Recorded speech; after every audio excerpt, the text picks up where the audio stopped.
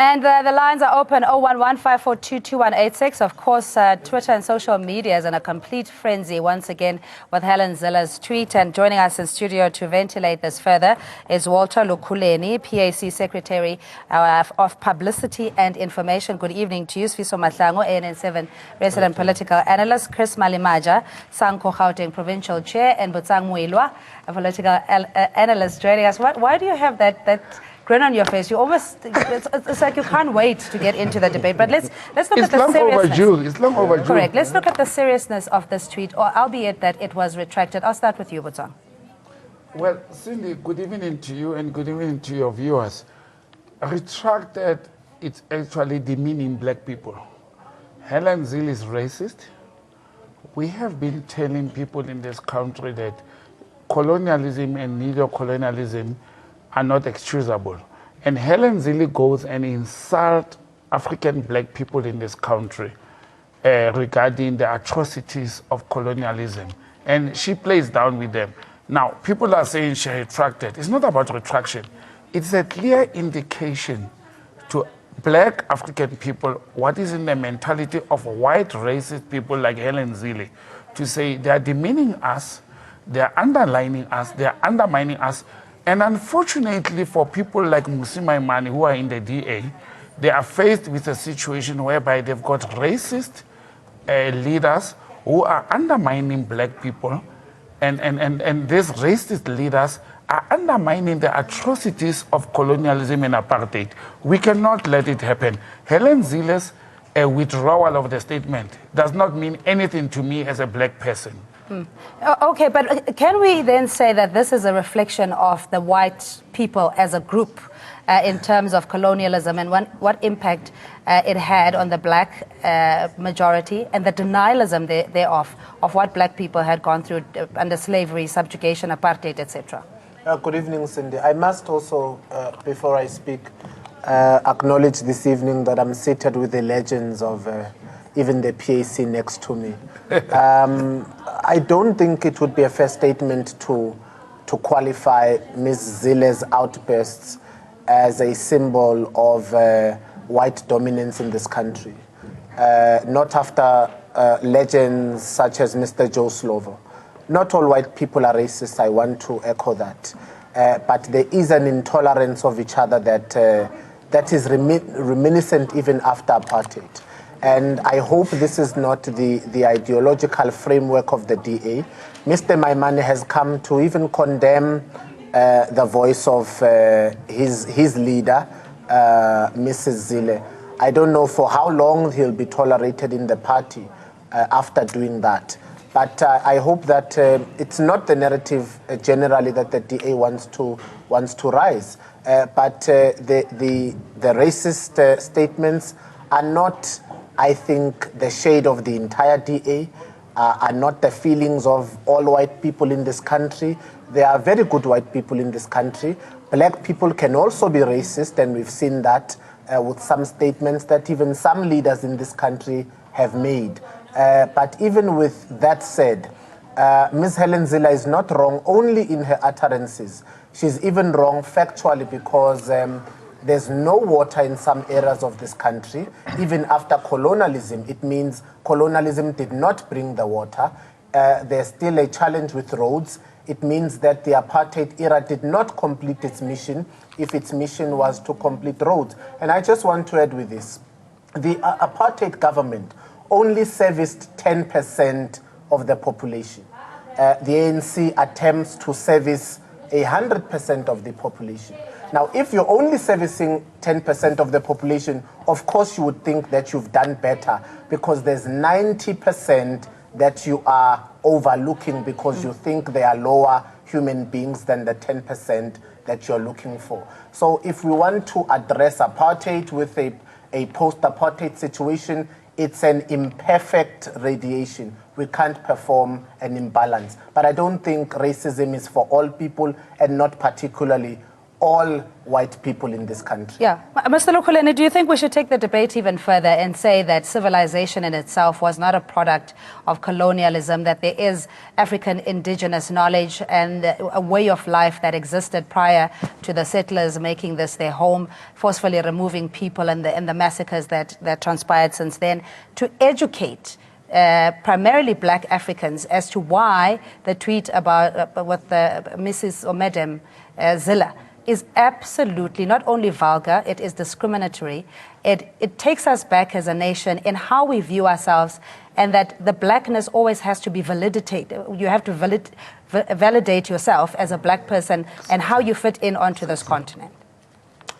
Good evening, and to your viewers. I think we need to put this tweet into context. It's not only an insult to the African people in South Africa. It's also an insult to African people throughout the continent. It's an insult to the Indian people in the subcontinent, because colonialism is not only confined in South Africa. It has not produced any good anywhere. The fight against colonialism was an international fight. It's still an international fight. For Hellen Zille to even begin to see anything good clearly shows that she belongs to the group of racist people who were here. She is in the same league as Adolf Hitler, who attacked the Jews and killed them. She is in the same league as those white people who went and attacked innocent people in Boipatong. So for me, for her to still remain the premier as we speak, it's I don't know how to put it. You know, yeah, but the flip side of the coin, let's just take her early years as a journalist who had, written a piece on the Steve Bantu Biko killing, and went on, in her capacity as an activist to do good against the fight for freedom. And, juxtapose that with what's happened in the past couple of years, 5 or so, in the deterioration of the legacy of that which was Madame Zille. Do we then put this as a political party doctrine, or is it something about her and the space that she's in that makes her react like this? I think if I can come in there, it's a manifestation of what she is, of what the party stands for. They have been able to hoodwink some of the black people into joining them, but it is fundamentally their policy. That is why they would stand up and oppose an ANC government, not because the ANC government is doing bad at a particular point, but just because it's a black government. They don't want anything. If you remember, she said people are refugees coming from the Eastern Cape into the Western Cape. Yeah, most recently, the most killings are by black people in the Western Cape. But I think just to finish off there, the understanding here is if you put 15 people in a taxi and it has an accident, you can't expect that that accident will only produce two killings. If it rolls, 15 people will die. So in this country, the majority of the people are the African people. Therefore, it follows that if there's going to be anything happening, whether it's good or bad, in terms of crime, the majority of the people who will be perpetrating would be Africans, not because Africans are black, it's just because of the numbers. If you go to a country like Switzerland and you ask yourself where it's white people, you ask yourself how many people are committing crime, the majority would be whites. Yeah, I mean the penalty, of course, we talk about 300 years of colonialism, slavery, and 23 years. Yes. Correct. And this is not, especially when it comes to the paradigm shift. At the moment, we just have the rights are supposed to cohabit and share the same space. Freedom of speech here and there, you have the right of movement, association, blah, blah, blah. But you don't have the ability to exercise the right to own property. That was taken away. Nor do you have the economic means. Over and above that, there's this sense of superior thinking when it comes to tweets like colonialism wasn't that bad, we wouldn't have an independent judiciary. I want to get to the genesis of it, perhaps, Botsang, with your expert No, reflection? Or rather, Chris, I haven't given Chris. I'm sorry. Then I'll come after. I think we'll miss the point and we'll miss this opportunity if we don't correct it this way. Let's never ever soften what Madam did. She's trying to take us back where we are coming from. And she will never win if she wants to compare what colonialism gained compared to what democracy. You know, it is very worrying if one is to say that at some stage she proclaimed to can be the best president of this country. And for that matter, to be the president of a democratic South Africa, forgetting that where we're coming from. Now she's telling us that if we did that particular mistake of putting her, she will be becoming our next Donald Trump in this country. She will be showing a true colors. Because like it or not, what she's telling us, she's telling who she is now. She's now representing the colonial master. Now she wants to come to us and say, the colonial was very good comparing to the very same democratic dispensation we are in now today. There's no way that apartheid will ever come near the democratic dispensation we are. We must never make mistake that we had two toilets. It was black and white. We must never make mistake that we were not allowed to vote. So there's no way that any apology that she has done intentionally can be accepted. And I want to agree, Ko, that for her still being the premier of that particular province, one must be worried. And for those who are in Tshwane and those who are in Joburg, we are saying, see the true color of these people. All right, let's invite also, I'm so sorry, Botang, we've had Sabelo waiting on the line for a while.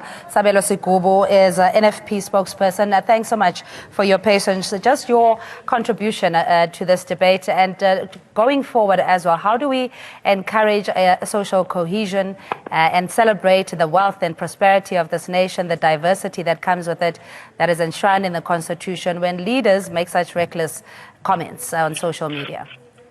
No, it is true that Hellen Zille is taking us back. It is true, and it is a reflection of who she is.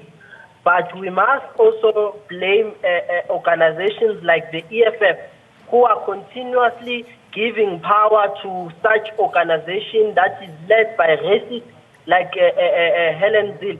Because it is us black people who are supporting such through giving them power to do so. Because the EFF has given them more power to suppress people in those municipalities that they gave. So up until we unite as blacks, we will have more problems, because some are brought to just destabilize this country. But we must say that as an NFP, we reject this apology. It's a false apology. It insults our people. That it's not the first time she's saying such comments. It's becoming a trend that she will say this and then she will come back and say, no, I'm sorry. She will say this and say, I'm sorry. That kind of attitude, it's a shame, because she is representing people of Western Cape. By the way, if it was the ANC-led government, they were supposed to just remove and recall her. So what is it that Parliament, especially when the Ethics Committee and what the codes of conduct are for a parliamentarian and leader of a party to do, what is it that beyond the internal disciplinary in the party can Parliament hold her for? Firstly, we must say, to just comment on that disciplinary process that will be held by DA. Musi Maimane is just a small boy. He cannot do anything to discipline his seniors. Hellen Zille is a senior to Musi Maimane, so there's no disciplinary that is going to take place in that. But also, we must say that looking at the experience of Hellen Zille as a journalist, she knows very well, she is well informed of how she should conduct herself. It is not the government that is supposed to be telling Hellen Zille that this is how you must behave, this is how you must conduct yourself in your own public, private space on social networks. But she knows. That's why we believe that she did this deliberately to insult our people. All right, Sabelo, just hold on the line. Botsa? But you know, Cindy, I want to move away from the premise that Hellen Zille is a journalist and is a neoliberal. You know, everybody is claiming Mandela and Biko. Hellen Zille claims Stephen Bantu Biko. And she cannot do that. To say that Hellen Zille in the 70s interviewed Biko, it doesn't hold water. Hellen Zille is a racist, is a white racist person. I'm a political analyst. I'm supposed to be neutral. I'm supposed to apply my mind in a manner that is balanced. But I'm first black, then I'm an analyst. Now, this is a person of the largest opposition party in the country. She goes and she says utterances that are disturbing and insulting black people in this country. We cannot sit back as a nation and allow Hellen Zille to say to black people colonialism was not that bad. But we should remember, Cindy, we should remember that if a white person says colonialism was not bad, it's white people who colonized Africans and black people. Point. So a white person cannot tell us that colonialism was not bad. When colonialism, it was actually worse than apartheid. People were mad at. The land was taken from us. You know, and we cannot sit in a situation whereby we allow a person from an opposition party. Now, the previous speaker had said, you asked the previous speaker what should happen in parliament. And I will tell you from public administration perspective, MPs of this country, they are supposed to file a motion in parliament to the Speaker of Parliament to charge Hellen Zille for racism, for atrocities of expanding racism, apartheid, and neocolonialism. They should put that in parliament and remove that woman from a constitutional authority of this country for her racist atrocities against the majority black African people in this country. Well, that remains to be seen if it will happen. But I just want to come back to the point where NFP spokesperson Sabelo was saying that as black people, we need to unite to deal with the issues of the past and hurt and the reaffirmation, I suppose, and establishing the pride of the black nation. But we see sprinkles of new parties coming about, factions moving from side to side, that dream may not be realized if we're all chasing one common goal, the return of the land, the decolonization of structures and systems, banking facilities. We are too fragmented as a nation or as a people to deal with the issue of mindsets like that of Hellen Zille. But can one say this? There's nothing wrong to have too many churches in one country. There's nothing wrong. There's nothing wrong to have too many political parties coming in. But what we must never allow is for any political party that will come with a neoliberalism ideologies, any political party that will come and condone apartheid upon democracy. That is what is most important, that we must never allow such things. So we are saying here, the madam herself, what she's doing, she's showing that she's protecting the legacy of colonialism. So therefore, for that is what we are agreeing, that she must be charged. Actually, she must be removed. She can't be the premier on the very same democratic dispensation, whereas she's totally against it. It's where we are standing. There's also another thing, sorry, so that we're missing the point. She's deviating the whole thing as to look at the inequalities that still remain in the Western Cape and the fact that there's more resources that is being spent on already flourishing or thriving places. Do you think that could be one of those gimmicks, or is this just essential? It could definitely be, and I believe it is. But if Ms. Zille were to be charged, then we'd have to rewind the tape and charge Mr. Malema for saying he's not calling for the hacking of white people for now. I think when we view racism, we must look at it as a collective state and not look at it as only from white to black, because we will be performing an injustice. If for a minute I may speak like a preacher and quote Julius Nyerere, it's not so much what white people think of us, it is also what we think of ourselves. And if you see the challenge of Afrophobia that has trickled in SADC and particularly in South Africa, black people have a need to be loved by white people. And they show a focus of non-tolerance to each other.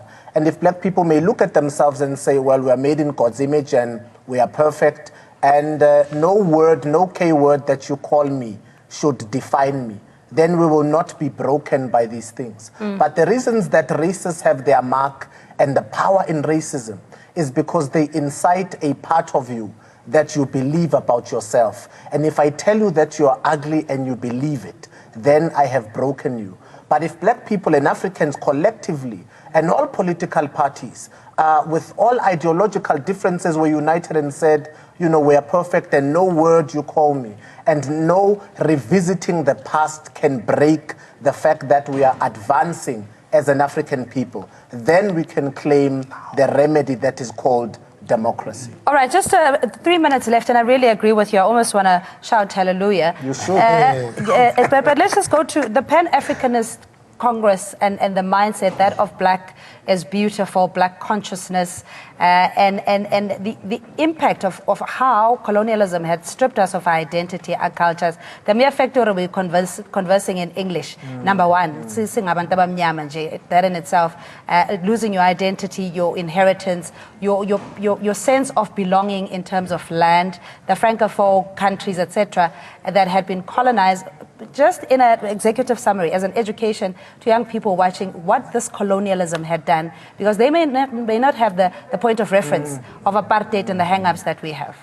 I think the reality of the situation is that colonialism has stripped the African people of their identity, not only in terms of the land, but also in terms of even their language. You know, like you say, you've got in Africa a division in the AU, because there's countries that were colonized by France who want to trade with France. There's countries, right now, this government that we live under is in the Commonwealth, which is a club run by the Queen of the countries that she colonized. You know, this, what you see of what Hellen Zille is saying is actually a manifestation of what the 1994 CODESA agreement gave us. In actual fact, we said to the oppressors, guys, you oppressed us, come back, now you can say things to us in a nicer way. There has been no change. People can claim they've delivered houses, but as we speak now, African people still face the sun in the morning as they come to the city centers. They face the sun as they get back to the ghettos. What we have delivered, for Hellen Zille to say that, she sees what we are delivering. In actual fact, we are perfecting what apartheid was giving us. Relo Khuleni, thanks so much for joining us. I'm afraid, gentlemen, that's where we're going to leave it. Your time is much appreciated. Say hallelujah before we go. Hallelujah. Thank you. Thank you. Thank you. Later.